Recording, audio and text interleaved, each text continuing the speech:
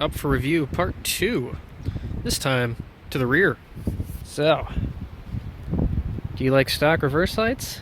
No? Well then this video might be for you.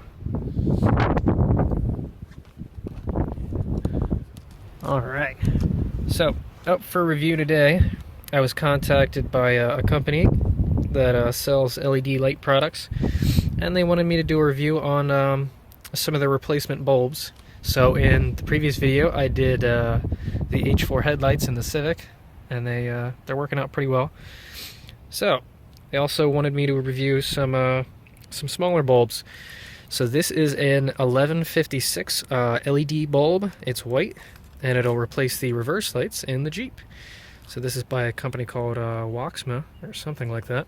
Full disclaimer, you know, they sent me these for free to review, so I didn't have to pay anything, but I'm not getting any compensation for that. So take your biases for what you will. So in the taillight assembly over here on the older Jeeps, we've got 1156s for the reverse light and the blinker light. The stop light is a dual filament, so that'll require a different bulb.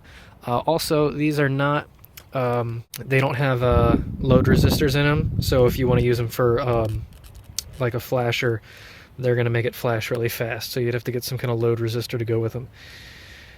So the white ones here are a 6,000 Kelvin color temperature, so they should be pure white, and they're about 1,300 lumens. I think for a reverse light that should be pretty good. So we'll do a comparison between the stock incandescent and one of these guys and see what it looks like when we're backing up. To take the rear light assembly off, we have 4 10mm bolts, one on the top, 2 on the sides, and 1 on the bottom, but I don't put the bottom one in anymore because I can't get to it with the bumper. So let's take them out. Okay, so once you take the bolts out, then you can slide this guy out. Our reverse bulb is going to be on the bottom. Give it a little twist and she'll come right out. So that is our old incandescent reverse light. You can tell it's white. So our 1156 white should be a nice replacement. So we'll push on that, take it out. Actually, first, let's just turn the reverse lights on so you can see how bright it is in the daytime. So we're going to do this with the car off and the parking brake on so that the car doesn't go rolling, because that would be bad. Parking brake on. Turn the ignition on, but keep the engine off. And we'll just put it into reverse. Let's see what the light looks like. Okay. So there's our current light brightness. Not bad, but I'm sure we could do better. So let's see how one of these guys does. Okay, so here's the old bulb. You just push it in and rotate it counterclockwise for those numbs to release. I had to work that quite a bit because it was rusty. So I just flipped it back and forth, kept pushing it in, and eventually you can get it off the detents. A little WD-40 wouldn't hurt. Alright, so let's take one of these guys and swap them in. So as you can see, they look to be just about the same length, so you shouldn't really have any fitment issues. They're actually thinner. It's an all aluminum housing. There's actually a lens on that side so that the light gets pointed properly. It's slightly looser than the old bulb, but it does lock into place. Alright, so let's turn that one on and see how bright that is. Well, that's not good. It's so loose that it's not making proper contact. Uh-oh. I mean, it says on the package that this is the proper size, but the fitment's a little loose. It is bright when it works. But, yeah, having a loose fit like that is not good. We'd have to find some way to tighten that up. But it is a white light. Not sure how much brighter it would actually show on the ground or anything like that.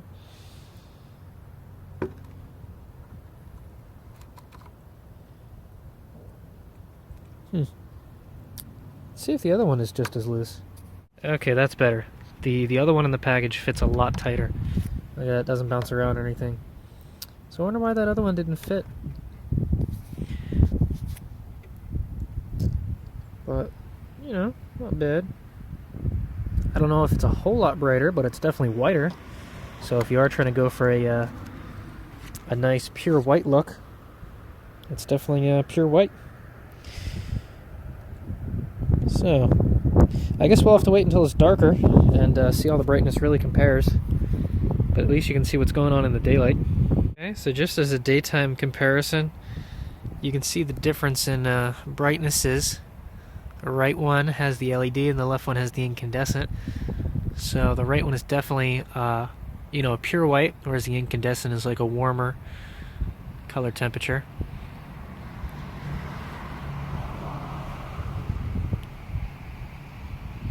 But as far as actual brightness goes, I wouldn't say it's the claimed 300% brighter. Maybe 1.5. You know, it's definitely a little brighter, but nothing crazy. But it is white, so if you're going for a white look, then this will certainly get you the white. And actually, while we're here, I'll show you what it looks like in the turn signal bulb, since the yellow ones I'd assume are the exact same thing, with just a different LED chip. The LED chips are 3030s, by the way. So let's turn the blinker on and see what a normal one looks like. Okay. So you can see that's actually a quite slow flash there. So now, let's put in the LED bulb and see what happens. It'll probably flash a lot faster. Because these LED chips are only rated at 5 watts, I believe. Mine actually has the opposite effect. It doesn't flash at all. Now it does feel like it's a little tighter in this socket, but I mean you can see it's freaking out a little bit there. But yeah, okay. So you would need some kind of load resistor so that so it would flash at all. Interesting. That's the opposite of what I would expect, but, you know, this is an old Jeep. On the newer cars, generally they flash faster when the bulb burns out. Yeah, okay.